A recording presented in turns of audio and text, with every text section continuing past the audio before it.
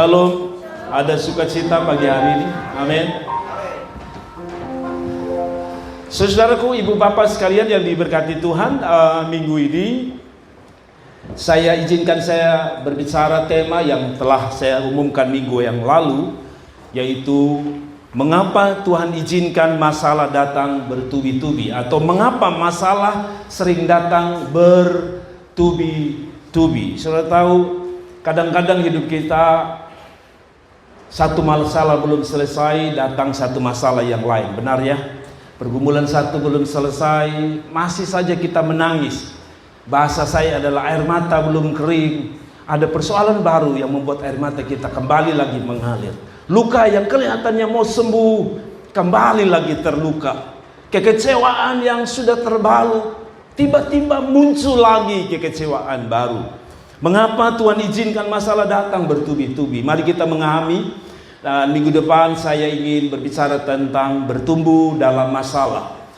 Hari-hari ini saya bicara tentang masalah karena memang sekarang orang stres di mana-mana, orang punya kehidupan yang penuh dengan pergumulan. Nah, saya ingin bicara minggu ini mengapa Tuhan izinkan masalah datang bertubi-tubi. Dan minggu depan saya mau bicara tentang bertumbuh dalam masalah. Nah, 1 Samuel pasal yang ke-1. Sore hari, nah kalau saudara ikut 2 minggu ini, minggu yang lalu saya bicara pagi hari bagaimana memahami kehidupan yang sulit.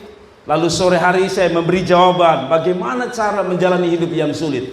Nah, pagi ini dan sore sebentar juga adalah sebuah khotbah sambungan walaupun ayat berbeda, yaitu pagi hari ini saya khotbah mengenai mengapa Tuhan izinkan masalah datang bertubi-tubi. Sore hari saya bicara tentang jawabannya, yaitu cara bagaimana kita bisa menghadapi kehidupan atau masalah yang bertubi-tubi. Bagi saudara yang rindu, saudara bisa menemukan jawabannya di sore hari. Tapi pagi ini izinkan saya sekali lagi bicara mengapa Tuhan mengizinkan masalah datang bertubi-tubi. Pernah saudara bertanya, mengapa Tuhan masalah saya tidak pernah selesai? Dari pembacaan dalam teks firman ini, nanti kita baca di dalam 1 Samuel pasal 1 ayat 1 sampai 28. Dari pembacaan ini, dalam teks ini, firman ini, minimal kita akan dapat ada 6 masalah yang bertubi-tubi yang dihadapi oleh seorang bernama Hana. Mari kita baca, apa saja yang dihadapinya, yang bertubi-tubi. Satu datang belum selesai, satu datang. Nah, jadi kalau saudara protes marah Tuhan atas kehidupanmu yang sedang bermasalah, dari satu ke satu Anda tidak adil dengan Hana. Anda tidak adil dengan tokoh-tokoh orang atau tokoh-tokoh dalam Alkitab. Karena itu yang kita lakukan sekali lagi, bukan melihat masalah yang bertubi-tubi, tapi memahami kenapa Tuhan izinkan masalah bertubi-tubi. Saya baca 1 Samuel pasal yang ke-1 ayat 1 sampai 28.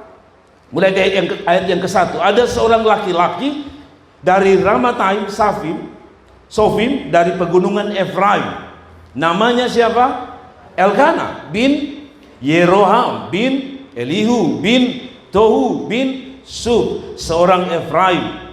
Perhatikan baik-baik, ini masalah pertama yang dihadapi Hana. Orang ini mempunyai berapa? 2 istri, yang seorang bernama Hana dan yang lain bernama. Berarti persoalan pertama yang dihadapi Hana adalah pertama apa? Masalah rumah tangga. Tidak semua istri mau diduakan, betul? Ini masalah pertama yang dihadapi Hana. Saudara tahu dari dulu wanita sering diperlakukan menjadi wanita yang tidak terhormat. Dari mulai perjanjian lama bahkan sampai hari-hari ini, wanita selalu menjadi objek yang kalau saya sebut sebagai objek penderita.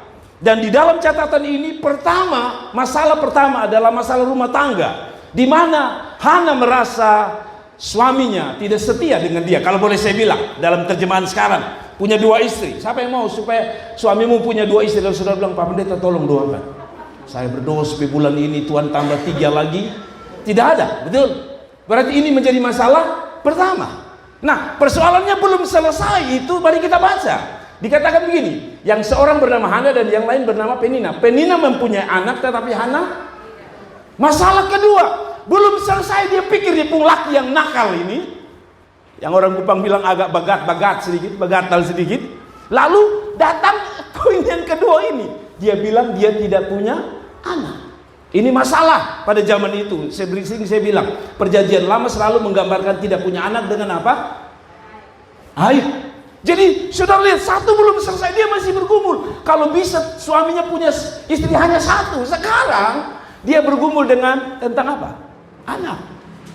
Saudara lihat, beban satu belum selesai sudah datang satu. Terus kita baca. Terus sampai di ayat yang 4. Pada hari itu Elkana mempersembahkan korban. Perhatikan. Diberikannya kepada Penina istrinya dan kepada semua anaknya laki-laki dan perempuan masing-masing apa? Sebagian. Ini masih bagus. Tapi lihat ayat 5, ayat 5. Meskipun ia mengasihi Hana, ia memberikan kepada Hana hanya satu bagian satu bagian. Saudara lihat ini. Dalam membagi gaji, kalau boleh saya terjemahkan, dalam membagi gaji, Hana mengalami persoalan yang ketiga, ketidakadilan. Saudara-saudara, bukankah dalam hidup kita kadang-kadang satu masalah selesai, belum selesai sudah datang, yaitu ketidakadilan. Kita bergumul dengan ketidakadilan, ya. Kenapa orang yang kaya masih dapat bantuan, sedangkan orang miskin yang sudah tunggu namanya keluar tidak ada beras sekalipun? Ketidakadilan. Satu masalah belum selesai, belum lagi. Ya, kalau bapak perhatikan, mama perhatikan anak, bapak agak tersinggung. Bapak perhatikan mama, anak tersinggung. Ketidakadilan. Satu masalah. Yang ketiga. Yang keempat, masalah apa itu? Ayat yang kelima. Kepada anaknya yang laki-laki dan perempuan masing-masing sebagian. Meskipun ia mengasihi Hana, ia memberikan kepada Hana hanya satu bagian. Sebab Tuhan telah menutup kandungan. Yang paling parah ini. Yang paling parah ini. Saudara tahu yang keempat dia bermasalah dengan siapa? Tuhan. Saudara tahu, banyak orang kalau sampai pada titik manusia dengan manusia masih gampang untuk dipulihkan. Dengar baik-baik, hati-hati. Kalau kita sudah puncak masalah demi masalah, biasanya kita bawa-bawa Tuhan. Jadi saudara lihat ini, siapa yang tutup kandungannya? Berarti secara manusia bisa saja Hana pahit dengan Tuhan. Berapa banyak kita pahit dengan Tuhan atas persoalan kita yang belum selesai dan tidak pernah selesai. Kita merasa Tuhan tidak adil. Kita merasa Tuhan meninggalkan kita. Kita merasa bahwa Tuhan telah pergi dalam hidup kita. Betul? Ini masalah keempat dan ini masalah serius. Tidak heran orang tinggalkan iman lalu menjadi tokoh agama di agama yang lain. Karena salah satunya kecewa dengan hidup. Dan paling penting adalah kecewa dengan Tuhan. Sudah melayani bertahun-tahun. Sudah beribadah bertahun-tahun. Sudah sungguh-sungguh dengan Tuhan. Balasannya adalah kesialan. Saya berharap Anda tetap seperti Hana. Ada amin. Saudara lihat, dia bisa marah sama Tuhan. Kenapa Tuhan tutup? Apa nama? Elkana sudah bikin saya, Penina bikin, sekarang Tuhan bikin. Di mana Tuhan? Nah, sekali lagi saya bahas, saudara. Yang berikut, ayat yang ke-6. Tetapi madunya selalu menyakiti hatinya supaya ia gusar karena Tuhan telah menutup kandungannya. Ayat 7. Demikian terjadi dari tahun ke tahun. Perhatikan. Setiap kali Hana pergi ke rumah Tuhan, saudara lihat ini yang terjadi. Penina menyakiti hati Hana sehingga ia menangis dan tidak mau makan. Saudara-saudara dengar, perselingkuhan itu menyakiti pasangan. Katakan amin. Perselingkuhan itu menyakiti anak-anakmu. Katakan amin. Perselingkuhan itu menyakiti hati Tuhan. Saudara-saudara lihat, demikian terjadi dari tahun ke tahun. Setiap kali Hana pergi ke rumah Tuhan, Penina menyakiti. Penina, orang kedua, selalu menyakiti Anda. Orang kedua selalu melukai Anda. Bohong kalau saudara bilang tidak. Kalau saya baca, menyakiti Hana sehingga ia menangis dan tidak mau makan. Saudara-saudara, ini bicara tentang apa? Persoalan yang kelima, masalah dengan orang-orang yang sangat dekat. Siapa saja? Penina. Siapa saja? Elkana. Siapa saja yang orang-orang yang kadang-kadang menyakiti kita dan mengecewakan kita? Bisa suami kita, betul? Bisa istri kita, betul? Bisa anak-anak kita, betul? Bahkan bisa keluarga besar kita. Bahkan saya mau jujur, saya sebagai pendeta bisa mengecewakan Anda. Tapi sekali lagi, mengapa Tuhan izinkan Anda ada dalam persoalan yang bertubi-tubi ini? Saudara-saudara lihat itu. Masalah dengan orang yang dekat. Ini bicara tentang masalah dengan orang dekat. Dengan orang yang kita cintai. Bukankah banyak kali kata orang, yang paling membuat kita terluka, itu bukan orang yang jauh yang mengecewakan kita. Menurut survei, orang yang paling melukai dan mengecewakan kita adalah orang dekatnya kita. Yudas itu paling menyakitkan bagi Tuhan Yesus. Waktu dia bagi roti, siapa yang dapat pertama? Yudas. Waktu Yudas mengkhianati, seandainya dia manusia biasa, dia bukan Tuhan. Sekalipun saya tahu dia adalah manusia 100% ya Yesus ya. Tapi saudara bisa bayangkan saudara pada titik itu. Kecewa berat. Ayat 8 ayat terakhir. Lalu Elkanah suaminya berkata kepadanya, Hana, mengapa engkau menangis dan mengapa engkau tidak makan? Bayangkan. Su bikin luka, su bikin sakit, tanya. Kenapa lu menangis? Suka setinggal aja baru tanya lagi, kenapa lu menangis? Saya jadi istri, saya belum bisa. Mengapa engkau menangis dan engkau tidak mau makan? Mengapa hatimu sedih? Bukankah aku lebih berharga daripadamu 10 anak laki-laki? Ayat yang ini bicara tentang persoalan yang keenam, masalah suami yang tidak berpengertian. Kalau dia mengerti, dia tidak tanya. Betul tidak? Kalau dia mengerti bahwa itu gara-gara itu perempuan satu itu yang lu bawa ke dalam rumah ini, itu yang menyakiti, tapi dia masih tanya, menangis karena apa? Kalau saya ada sekali lagi saya bilang, lu pelem di sini mati perempuan sana. Mau ke bet terabek sana, kata orang Kupang, mau ke bet terabek sana. Maksud saya adalah, saudara lihat ayat ke-6. Apa tadi saya bilang? Bicara tentang apa? Bicara tentang suami yang tidak pengertian. Orang-orang di sekeliling kita yang kita harap bisa mengerti, kadang-kadang tidak mengerti kita. Betul tidak? Saya menikah dengan istri saya sudah 18 tahun, hampir 19 tahun. Kami terus belajar. Saya belum paham 100% istri saya. Istri saya belum paham saya 100%. Saya pikir belum ada yang pahami jadi suami 100%. Sehingga kadang-kadang kita muncul, Tuhan ini kadang-kadang saya bingung. Bapak Tuhan juga gitu, kadang-kadang saya bingung sendiri. Masalahnya saudara sudah menikah, bingung dan bingung terserah Anda. Tapi kembali, kadang-kadang saudara-saudara lihat ini, masalah yang keenam apa? Masalah suami tidak punya pengertian. Betul? Betul? Kadang-kadang kita tidak mengerti. Tidak mandi lalu bilang, Bapak mandi sedikit, kau wangi sedikit, ya kan?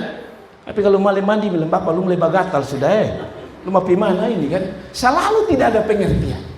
Mama pakai lipstik, mulai bilang, tua mah mulai apa? Orang Kupang bilang apa?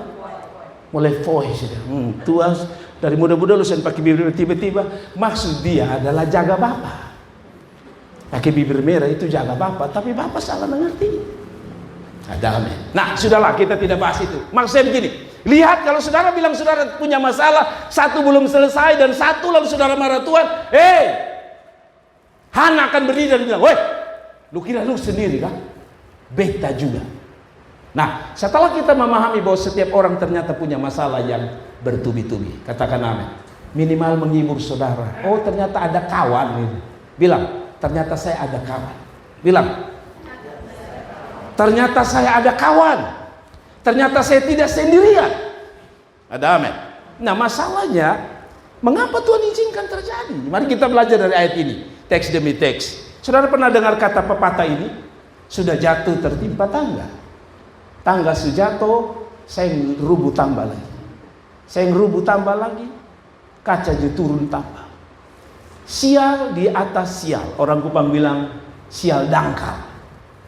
Satu belum selesai, datang satu yang lain. Persoalannya mari kita sikapi dengan baik.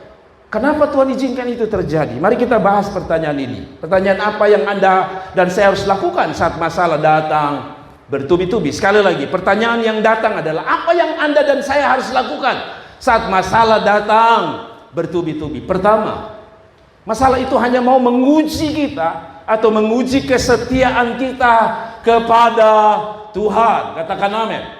Saudara-saudara, masalah itu hanya datang untuk menguji apa? Kesetiaan kita kepada Tuhan. Katakan amin. Saudara lihat ayat yang ketiga kita bahas. Orang itu sekalipun dia punya 6 masalah tadi, yang satu belum selesai datang satu. Pertama, dalam ujian ini Hana sukses dalam poin pertama, yaitu lewat masalah Tuhan menguji kesetiaan kita kepadanya. Orang itu dari tahun ke tahun pergi meninggalkan kotanya untuk sujud menyembah dan mempersembahkan korban kepada Tuhan. Saudara, sebenarnya Hana punya alasan untuk marah sama Tuhan, sebab yang bikin dia tidak bisa ada anak adalah Tuhan. Tapi lihat, dia tidak datang karena berkat. Dengar baik-baik. Dia tidak datang karena mujizat. Dia tidak datang karena pertolongan Tuhan. Dia datang karena dia cinta kepada Tuhan. Dengar baik-baik. Kalau saudara datang kebaktian hanya karena mujizat, dan ketika mujizat tidak terjadi, Anda akan pergi tinggalkan Tuhan. Kalau saudara datang hanya karena cari pertolongan Tuhan, saya mau bilang sama saudara, saudara akan kecewa. Tapi kalau saudara datang dari Tuhan, kata orang, ketika engkau dapat Tuhan, sebenarnya mujizat itu yang mengikuti. Bukan mujizat yang Anda cari, Tuhannya, dan mujizat hanya mengikutinya. Jadi saudara-saudara yang Tuhan mau adalah setia. Hana datang, dan saya tahu ketika dia pulang, dia selalu melihat Penina menyakitinya. Elkana sebagai suaminya selalu menyakitinya. Tapi Alkitab bilang tiap tahun dia datang. Saya percaya tahun pertama dia datang tidak ada tanda-tanda di kandungannya. Tahun kedua sama, tahun ketiga dan seterusnya. Tapi Alkitab bilang apa? Dari tahun ke tahun, sekalipun 6 masalah dihadapi, satu belum selesai, datang yang satu, tapi dia setia dengan Tuhan. Saudara-saudara dengar baik-baik. Ukuran saudara setia bukan ketika Anda diberkati, tapi ukuran setia ketika Anda punya masalah namun Anda masih setia datang pada Tuhan. Itu terhormat di mata Tuhan. Itu terhormat di mata Tuhan. Itu bernilai kekal yang luar biasa. Jadi kalau saudara dapat masalah, ingat, bukan Anda lari jauh dari Tuhan. Makin dekat, makin cinta, makin mengasihi, makin berkobar-kobar melayani Tuhan. Yang kedua, mengapa Tuhan izinkan masalah datang bertubi-tubi? Yang kedua, menguji kesabaran dan ketekunan kita. Menguji apa? Kesabaran dan ketekunan kita. Jujur, ketika kita ada dalam masalah, kita tidak bisa sabar. Bukan hanya tidak bisa sabar dengan apa yang kita hadapi, tapi kita tidak sabar dengan jawaban Tuhan. Ada amin. Saudara lihat ini, saudara lihat ayat yang ke-6 dan 7. Saudara lihat ini. Tetapi madunya selalu menyakiti hatinya. Supaya apa? Gusar. Perhatikan kata gusar. Gusar itu artinya apa? Gusar itu sejenis apa? Gusar itu seperti jengkel dan marah, ya kan? Saudara, Alkitab bilang apa? Tetapi madunya selalu menyakitinya supaya berarti dia belum gusar. Hana belum gusar. Tapi saudara lihat, mengapa persoalan terjadi? Mengapa Penina? Supaya dia marah. Dengan marah mungkin dia tinggalkan Elkana, dan akhirnya Penina dapat Elkana sendirian. Saudara-saudara, setan paling suka Anda marah. Anda tidak sabar dengan menghadapi persoalan. Kita kepingin kalau bisa Tuhan segera selesai. Tidak begitu. Mari kita ikut permainannya Tuhan. Tuhan proses kita untuk kita belajar sabar. Sabar pertama untuk apa? Sabar menghadapi persoalan itu sendiri. Saudara bisa bayangkan, tiap hari hidup dengan Penina, dia harus butuh sabar luar biasa. Betul? Orang-orang yang menyakiti kita kadang-kadang Tuhan taruh di samping kita. Semakin Anda jengkel, Tuhan akan taruh lagi. Di kantor, saudara bisa berdoa, Tuhan, tahu kan ini orang dalam, namanya hancurkan. Besok dia ditugaskan di samping saudara dan duduk di samping saudara. Makin saudara jengkel, percayalah, Anda akan dengar orang menyebut namanya. Lu tahu kesana, lu jawab, saya suka dengar itu. Saya makin ada jengkel, saudara, orang itu akan disebut dalam diri saudara. Dalam catatan ini saudara lihat, supaya apa? Gusar, tidak sabar. Anda mau mengakui itu, tidak banyak kali kita tidak sabar dalam dua hal itu. Tidak sabar dalam hal apa? Menghadapi persoalan itu. Sakit kita pingin segera sembuh, betul? Pergumulan kalau bisa segera selesai. Seperti saudara minum air, kalau gelak-gelak habis. Tidak bisa. Hidup ini proses. Ada amin. Tapi yakinlah, sabar. Yang kedua adalah sabar sampai Tuhan bekerja. Kalau saudara lihat, akhirnya dia sabar sampai Tuhan bekerja. Ada amin. Sabar dalam ketekunan. Tuhan mau mengajarkan yang ketiga tadi, saya bilang apa? Kedua tadi, menguji kesabaran dan ketekunan kita. Sabar menghadapi persoalan, sabar menanti jawaban Tuhan. Amin. Amin. Kadang-kadang kita sabar untuk menghadapi persoalan, tapi kita tidak sabar menanti jawaban Tuhan. Sehingga satu dua kali kita berdoa belum terjawab, kita bilang, Farek, sudahlah, buat apa lagi berdoa? Toh sama saja. Halo, tidak sama. Saya percaya doa itu seperti tetesan air di atas batu. Perlahan-lahan batu itu akan hancur. Demikian di hadapan Tuhan. Setiap tetesan doa saudara di hadapan Allah, dia akan menghasilkan sebuah karya Tuhan sebuah kegerakan Tuhan dalam hidup saudara. Saya baca terus ya. Karena Tuhan telah menutup kandungannya. Demikian terjadi dari tahun ke tahun. Saudara tahu gusar itu dari tahun ke tahun. Jadi kalau saudara bilang, Bapak, masalahnya sudah 20 tahun Bapak, ini air mata sudah kering Bapak. Ya, kalaupun Tuhan izinkan sampai kering, itu berarti mungkin tanda terakhir. Karena tidak ada lagi bisa cara untuk mengeluarkan kesedihanmu kecuali air matamu. Jadi kalau sudah kering, mungkin saatnya Tuhan mulai bekerja untuk saudara. Tapi sabarlah. Saya baca. Demikian terjadi dari tahun ke tahun. Setiap kali Hana pergi ke rumah Tuhan, penina apa? Penina apa? Saudara lihat, tidak jamin Anda datang ke Tuhan semuanya beres. Betul tidak? Alkitab bilang, sekali lagi saya baca, menarik saudara lihat. Demikian terjadi dari tahun ke tahun. Artinya dia setia dengan Tuhan. Setiap kali Hana pergi ke rumah Tuhan, penina menyakiti hati. Saudara lihat, banyak kali kita alami itu. Makin cari Tuhan kok masalah tambah besar ya. Kok tantangan makin bukan pergi, tambah jadi-jadian. Tapi sekali lagi Tuhan mengajarkan kita untuk sabar. Sabar menanti, sabar menghadapi persoalan, dan juga sabar menanti jawaban Tuhan. Amin. Saudara bicara tentang sabar, sabar dalam hal apa? Kita lanjut, sabar dalam hal apa? Sabar itu dalam 3 hal. Menurut ayat yang kita baca. Tadi saya bilang sabar pertama apa? Sabar menghadapi persoalan di sekeliling kita, yaitu siapa? Penina-penina. Ada orang menghadapi persoalan ekonomi, itu penina saudara. Ada orang menghadapi pergumulan sakit penyakit, itu peninamu. Kalau saudara menghadapi anak-anakmu yang menyakiti dan melukaimu, itu peninamu. Itu pertama. Yang kedua apa? Sabar menanti jawaban Tuhan. Tadi saya bilang. Dan yang ketiga, sabar untuk tidak marah dan menyalahkan orang lain. Dia bisa salahkan siapa? Elkanah. Dia bisa salahkan siapa? Penina. Dia bisa salahkan siapa? Tuhan. Tapi sekali lagi Hana tutup mulut. Dengar baik-baik. Kalau hidupmu sudah mulai susah dan tidak mengerti, belajar untuk tidak menyalahkan siapapun, tapi belajar untuk menanti jawaban Tuhan. Yang ketiga, mengapa Tuhan izinkan masalah terjadi bertubi-tubi?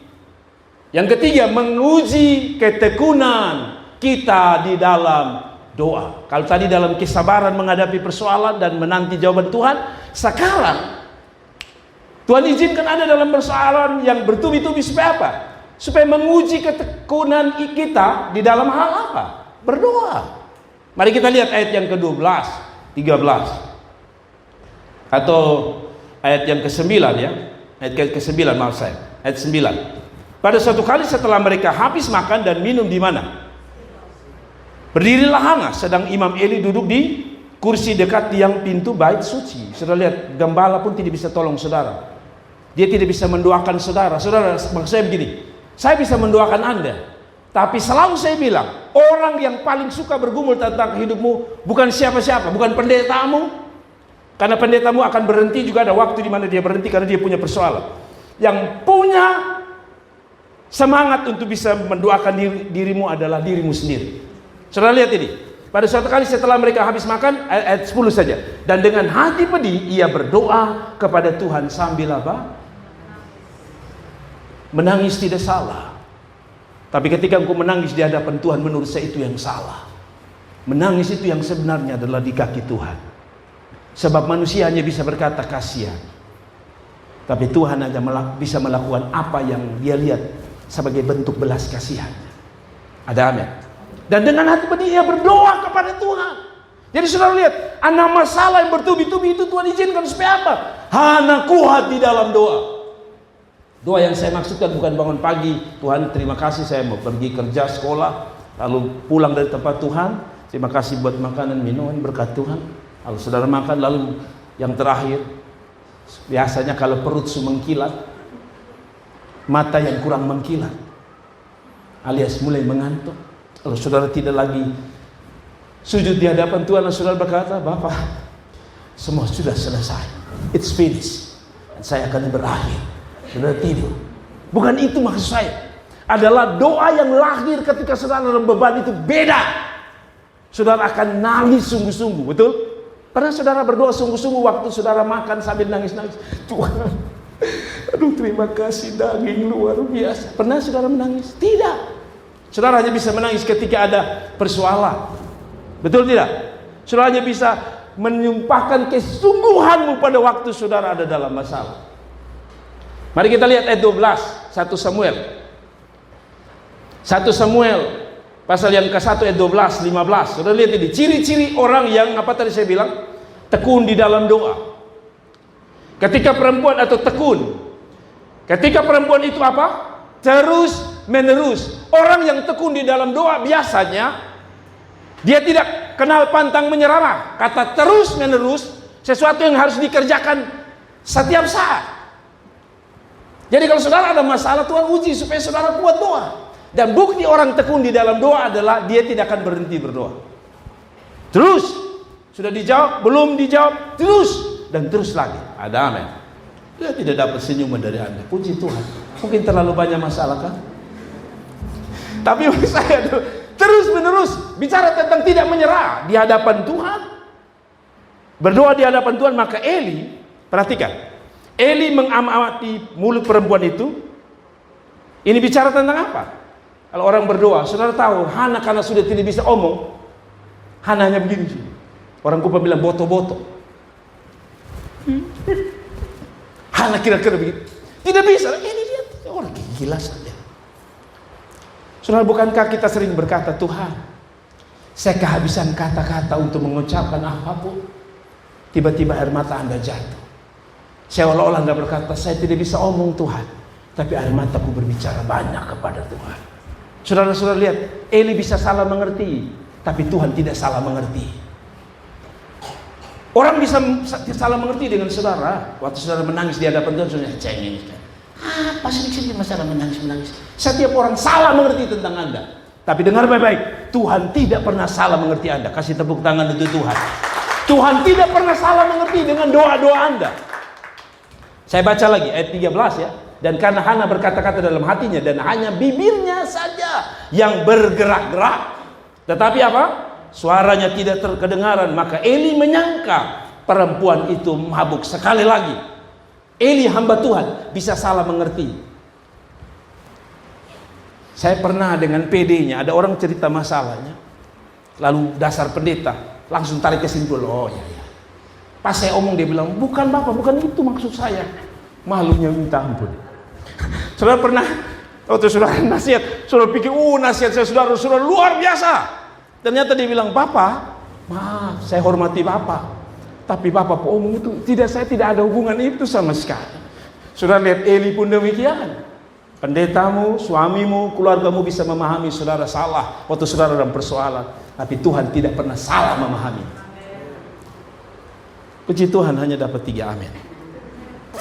Kampanye kalah. Tapi mari kita lihat ayat yang ke-14. Saudara lihat ayat 14. Lalu kata Eli kepadanya apa? Berapa lama lagi engkau berlaku sebagai orang mabuk? Lepaskanlah dirimu daripada. Sekali lagi, tetap sabar sekalipun orang tidak bisa memahami Anda. Betul? Orang banyak tidak bisa memahami Anda ketika Anda dalam persoalan. Ayat 15, tetapi Hana menjawab, bukan, Tuanku, dan aku seorang perempuan yang sangat bersusah hati. Saudara lihat, yang tahu susah hati pertama Hana itu sendiri, Anda sendiri. Yang kedua Tuhan. Eli hamba Tuhan tidak pernah tahu saudara punya susah. Jadi saudara terus terangkan orang, lu sudah tahu bepung susah. Kadang-kadang saudara bicara dengan anak ini sudah tahu mama pun susah. Anak ini suntak. Saudara tahu anak tidak mau tahu tentang masalahmu. Yang dia tahu adalah ada makan, ada minum. Masalahmu urusan sendiri. Karena itu hanya orang atau pribadi yang bisa memahami Anda. Sekali lagi saya bilang siapa? Tuhan. Saya baca ulang. Ini menarik. Tetapi Hana menjawab, bukan Tuanku, aku seorang perempuan yang sangat bersusah hati. Anggur ataupun minuman yang memabukkan tidak kuminum, melainkan aku mencurahkan isi hatiku di hadapan Tuhan. Orang yang, sekali lagi, orang yang kuat di dalam doa selalu dengar baik, selalu curhatnya di bawah kaki Tuhan. Kalau tidak saudara curhat di siapapun, mengecewakan. Percayalah, mengecewakan. 1-2 kali dia mau dengar saudara, 3-4 kali dia masih mau dengar, 5-6 kali saudara tahu saudara omong tapi dia pikir kompor mati belum. Tidak ada lagi perhatian, tapi Tuhan beda. Ada 100 kali Anda datang, 100 kali Tuhan membuka telinganya. 1000 kali Anda datang, Tuhan mendengar dengan telinganya dengan baik. Yang keempat, mengapa Tuhan izinkan masalah terjadi? Supaya menguji komitmen kita di hadapan Tuhan. Menguji apa? Komitmen. Apa komitmen daripada Hana? Sudah lihat ini. Apa komitmen dari Hana? Ayat 11. Kemudian bernasarlah. Kalau saya menggunakan kata ini, kemudian berkomitmenlah. Iya, katanya Tuhan semesta alam, jika sungguh-sungguh engkau memperhatikan sengsara hambaku ini dan mengingat kepadaku dan tidak melupakan hambamu ini, tetapi memberikan kepada hambamu ini seorang anak laki-laki, maka aku akan memberikan dia kepada siapa? Kepada Tuhan untuk seumur hidupnya, dan pisau cukur tidak akan menyentuh kepalanya. Komitmennya jelas. Kalau Tuhan kasih saya Samuel, saya akan kasih kembali Samuel ke dalam tanganmu. Aku akan mempersembahkan korban terbaik, yaitu Samuel itu sendiri. Saudara lihat, ada komitmen. Lewat masalah Tuhan ingin kita bikin komitmen, bukan kita bikin hidup kita seperti dokter. Saudara tahu dokter, kita ketemu dia pada waktu apa? Waktu kita butuh atau waktu kita sakit. Setelah kita sembuh, hubungan antara kita dan dokter selesai, betul? Tuhan tidak bisa begitu. Makin saudara dapat pengalaman, persoalanmu diselesaikan, harusnya makin cinta kepada Tuhan dan bukan makin pergi. Saudara lihat ini. Tadi saya bilang harus ada komitmen. Saudara, pernahkah saudara bikin komitmen dengan Tuhan? Apapun yang terjadi Tuhan, saya mau mengasihi Tuhan. Apapun yang terjadi Tuhan, saya akan melayani Tuhan. Tapi buktinya mana? Ketika Anda diberkati, oke, saudara ingat Tuhan. Atau ketika Anda belum diberkati, saudara lupa Tuhan, ingat datang pada Tuhan. Tapi setelah itu Anda pergi, Anda menjadi pengkhianat di hadapan Tuhan.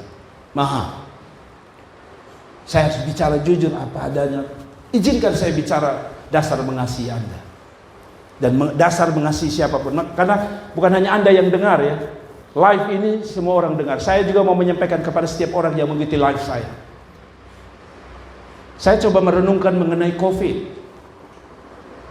Ketika COVID terjadi, semua orang merindukan Tuhan. Kapan berbakti? Kapan berbakti? Betul? Dan setiap orang berkata, Tuhan, kalau saya lolos dari COVID ini, tidak mati, saya akan setia dengan Tuhan. Maaf, setelah orang COVID, orang piknik lebih terhormat daripada cari Tuhan. Orang cari kerja, cari duit lebih penting dari Tuhan. Saya mau minta saudara buka otak saudara, buka pikiran saudara. Tuhan menyelamatkan Anda dari COVID. Tapi setelah Anda terlepas dari COVID, Anda mencari kesenangan diri. Anda berdosa besar di hadapan Tuhan. Anda bersalah besar di hadapan Tuhan. Harusnya kalau kita Kota Kupang, saudara tahu Kota Kupang sekarang 0. Dari 39, 38 sembuh, 1 meninggal. Walaupun 1 masih dalam pro kontra. 0 hari ini Kota Kupang. Tapi 0 tidak berarti bahwa saudara bebas pergi kemana-mana. Justru 0 Anda harus datang bebas mencari Tuhan. 0 harusnya membuat Anda makin komitmen dengan Tuhan. 0 harusnya membuat Anda makin kagum dengan Tuhan. Dan bukan mengagumi berkat-berkat yang ada di sekelilingmu dan meninggalkan Tuhan. Saudara lihat, waktu COVID pengusaha berdoa sungguh-sungguh supaya kalau bisa COVID pergi. Dan ketika COVID pergi, orang mulai bisa buka bisnis dengan baik. Orang ambil kesempatan kejar bisnis habis-habisan dan lupa Tuhan yang telah menyelamatkan dia dari COVID. Saya tidak larang Anda pergi senang-senang, tapi menurut saya cari dulu Tuhan. Ada amin. Sebab Anda tidak bisa pergi senang-senang. Anda tidak bisa pergi piknik misalnya, senang-senang, kalau Tuhan tidak memberi Anda nyawa. Kalau Tuhan tidak menyelamatkanmu. Jadi sekali lagi kesenangan itu penting. Nanti di sore hari saya bicara tentang salah satu cara mengatasi masalah yang bertubi-tubi adalah refreshing. Saya setuju. Saya juga refreshing. Tapi refreshing yang tahu diri. Maaf saya. Begitu banyak orang bikin alasan di tengah COVID ini. untuk tidak datang sama Tuhan. Padahal Tuhan punya sejumlah alasan yang telah memberkati Anda sehingga Anda masih sehat, Anda masih selamat, Anda masih punya pekerjaan, Anda punya gaji, Anda punya kedudukan, Anda punya pangkat. Tuhan tidak minta banyak. Hati dibawa kepada Tuhan. Maaf, di situ saya harus bicara keras karena saya lihat orang banyak keluar dari COVID justru tidak cari Tuhan. Arti komitmen menurut KBBI itu ya perjanjian, keterikatan untuk melakukan sesuatu, kontrak. Saudara lihat, saudara pernah bikin perjanjian kontrak, ada orang sewa rumah Anda, itu ada hitam di atas putih, kontrak. Setahun berapa? 10 juta. Pakai berapa lama? Terus semua. Lalu aturan-aturan selanjutnya. Anda tidak boleh langgar satu aturan pun. Itu komitmen. Dengan Tuhan pun demikian. Saudara sudah kontrak nih, ya. Saudara tekan kontrak bahwa saudara akan mengkontrak sebuah ruko atau rumah. Lalu di tengah jalan Anda karena COVID, Anda tidak bisa bayar. Pertanyaan saya, apakah orang bisa memahami COVID itu? Tidak. Kontrak tetap jalan. Sekalipun ada berkata, Pak, mengertilah saya tidak bisa bayar kontrak karena COVID. No, hukum tetap jalan. Kontrak komitmen itu tetap jalan. Mengerti maksudnya?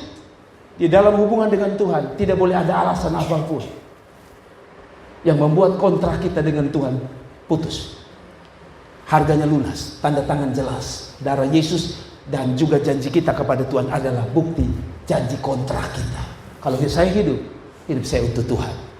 Ada satu lagu bilang, kalau ku hidup bagimu. Itu komitmen. Mau diberkati tidak diberkati, mau disembuhkan atau tidak disembuhkan, hati saya punya komitmen, saya mengasihi Tuhan. Kasih tepuk tangan untuk Tuhan. Arti komitmen dalam hubungan, kalau dalam hubungan arti komitmen begini. Dalam hubungan mencintai apa adanya, rendah hati ke pasangan, bisa bertanggung jawab. Itu kalau komitmen dengan hubungan. Jadi dia bilang apa? Mencintai apa adanya, bukan ada apanya. Kita mencintai istri kita karena apa adanya, bukan karena ada apanya. Kita mencintai suami kita bukan karena ada apanya, tapi karena apa adanya. Saya lihat ada orang tua yang saya pikir Tuhan kasih kemampuan bisa melakukan bersih mereka. Ada suami yang maaf, sudah buang air di tempat, istrinya masih urus. Kita maaf, suami atau istri belum seperti itu, kita sudah pergi tinggalkan komitmen kita. Di hadapan pendeta kita berkata, aku mengasihi engkau Martin Latunusa, baik dalam suka maupun duka. Apa Martin menjawab? Feby, aku menerima engkau apa adanya, dalam setiap susah, senang, sakit maupun tidak sakit. Itu kadang-kadang hanya janji di mulut. Ketika kita ada dalam masalah, kita ingin pergi, tinggalkan. Padahal kita janji apa? Dalam susah maupun senang. Istri bikin susah, kita bilang, wah, lah ya apa kemudian suami bikin susah, kita bilang, rasanya mama pun wajah terus teringat. Kalau wanita kan begitu. Kalau mulai ribut dengan orang suami, yang dia ada bayangannya selain Tuhan, wajah mamanya. Beb, mama saya pernah bikin begini. Betul? Oh, tidak ada. Puji Tuhan. Luar biasa orang Kupang. Mari kita bandingkan supaya Anda tidak tersinggung. Mari kita baca ayat yang ke-25 dan 28. 26 sampai 28. Lalu kata perempuan itu, mohon bicara. Saudara-saudara, Tuanku demi Tuanku hidup, akulah perempuan yang dahulu. Lihat ini. Akulah perempuan yang apa? Dahulu berdiri di sini, di dekat Tuanku. Siapa? Siapa yang dia berdiri? Eli. Saudara lihat ini. Untuk berdoa kepada Tuhan. Tidak ada yang kasih ingat dia. Siapa yang kasih ingat dia? Kalau saudara baca, tidak ada. Elkanah juga tidak kasih ingat dia. Tapi dasar dia punya komitmen. Dia tahu diri. Dia bilang, saya nih. Eli mungkin sudah lupa dia, kan Eli sudah tua, saudara-saudara. Mungkin dia dibilang sabar. Eli kasih turun kacamata. Lu Kepe pernah lihat di mana kok? Saudara pernah lihat? Saya pernah jengkel kalau orang yang setiap hari sapa kita tiba-tiba ketemu kita bilang, Siapa ya? Nenek moyang betul-betul. Maksudnya Eli ketika lihat Hana, dia bisa lupa. Lalu Hana bilang, opa pendeta, opa Eli. Beta ini perempuan yang papa dulu bilang mabuk tuh. Padahal beta berdoa. Eli pikir sabar, beta bingung. Saya udah banyak orang datang berdoa di rumah Tuhan masalahnya. Lalu ayat yang ke-27. Untuk mendapat inilah aku berdoa dan Tuhan memberikan kepadaku apa yang kuminta daripadanya. Hana coba begini. Oke lah, opa sudah ingat beta wajah. Beta pun cara doa. Waktu itu beta mau doa untuk satu anak. Ini bikin sudah. Belum ingat. Ini saudara-saudara hati-hati kalau sudah tingkat begini bahaya. Saya takut saudara lupa di mana Anda menaruh istri Anda. Ayat 28. Ayat 28 menarik. Maka aku pun perhatikan menyerahkan nya kepada Tuhan seumur hidup. Terserahlah ia kiranya kepada Tuhan. Lalu sujud mereka di sana menyembah Tuhan. Saudara tahu komitmen dia, Eli sudah lupa, manusia sudah lupa, tapi Tuhan tidak lupa. Ada amin. Saudara-saudara, dalam masalah Tuhan izinkan bertubi-tubi karena Tuhan mau lihat komitmen saudara. Banyak orang Kristen berkomitmen kalau diberkati. Banyak orang Kristen berkomitmen setia dengan Tuhan kalau semua beres. Saya tanya saudara, cari di mana yang semuanya beres? Saudara tanya, saya punya jawaban sederhana, cari di planet lain. Kalau yang namanya planet bumi selalu ada masalah. Yang dibutuhkan bukan masalah itu ada atau tidak ada, tapi komitmenmu kepada Tuhan. Amin. Amin. Saudara enak ya. Kalau saudara sakit, saudara bisa telepon pendeta. Apa? Saya sakit. Tidak bisa datang. Oke? Papa, motor saya macet di jalan, Bapak saya tidak bisa datang. Kemarin saya bawa mobil dari sini ke pelayanan terlambat. Kan saya bawa agak terlambat. Lalu istri saya buka Facebook, tempat saya berbakti itu sudah mulai ibadah. Itu di Mentas di sana. Lalu salam Bapak Ibu saudara. Lalu istri saya bilang, Pak belum jalan ya, itu mulai apa? Saya lari. Saya bisa bayangkan kalau di tengah jalan ban pecah, saya tidak bisa alasan bilang, Mama dong khotbah soe, Petson bisa datang, tidak bisa. Betul tidak? Saya akan usaha, entah nanti saya parkir mobil, saya naik ojek, saya akan pergi, entah terlambat. Itulah komitmen pendeta. Kadang-kadang saudara mungkin tidak tahu. Kadang-kadang saya sakit.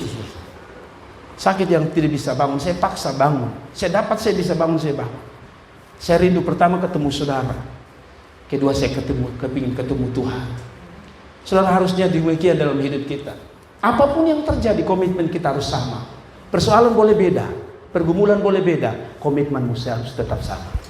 Sekali lagi, persoalan berbeda, pergumulan berbeda, tapi komitmenmu harus sama. Ada amin. Yang terakhir, tolong senyum yang terakhir. Tolong senyum sedikit saja, mama bapak saya. Mari ayat di poin yang kelima, poin terakhir. Mengapa masalah datang bertubi-tubi? Supaya menguji iman dan pengharapan. Halo, ini yang paling penting. Saya berharap ini menggairahkan saudara. Masalah datang bertubi-tubi kepada Hana supaya apa? Menguji apa? Menguji apa? Iman dan pengharapan. Ayat 18, 1 Samuel ayat 18, saudara lihat. Sesudah itu berkatalah perempuan itu, setelah dia berdoa menangis, biarlah hambamu ini mendapat belas kasihan daripadamu. Perhatikan. Lalu apa? Keluarlah perempuan itu, ia mau apa? Makan dan mukanya tidak muram lagi. Saudara-saudara lihat ini. Hana walaupun dia menangis di kaki Tuhan, selesai dia berdoa, dia menunjukkan pengharapannya. Dari mana saya tahu? Bisa makan. Rata-rata kita budaya rupanya sama dengan orang Timur Tengah ya. Kalau kita ada orang meninggal, apalagi kita orang yang kita cintai, biasanya kita tidak mau makan. Betul? Mama kita meninggal, suami kita meninggal. Itu lapar kita seolah-olah hilang. Sekalipun ada orang berkata, Mama, sebentar tamu dong datang. Mau ucapkan turut berduka. Kalau mama lemah bagaimana? Mama makan dulu. Tetap mereka akan berkata, ya, Pitson bisa makan. Tapi Alkitab bilang apa?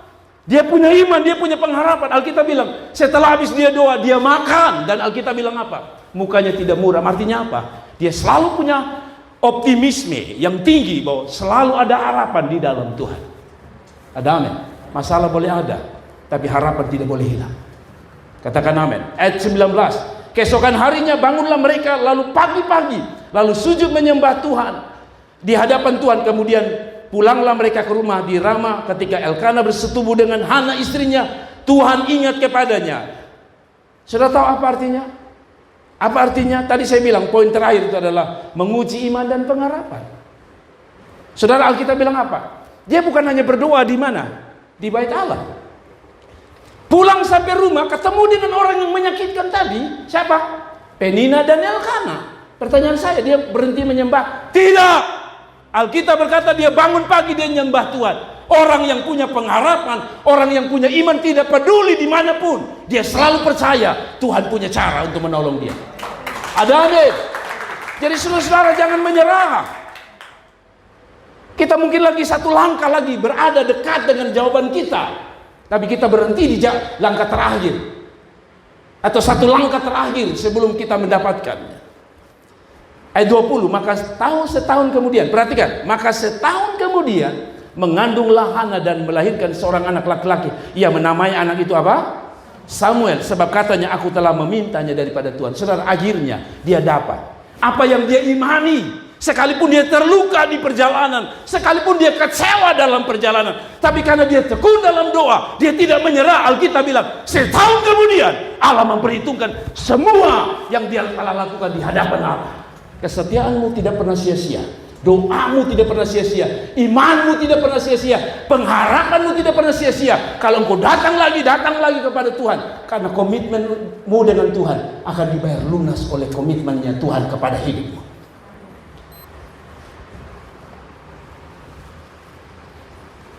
Kesulitan harusnya membuat kita datang pada Tuhan.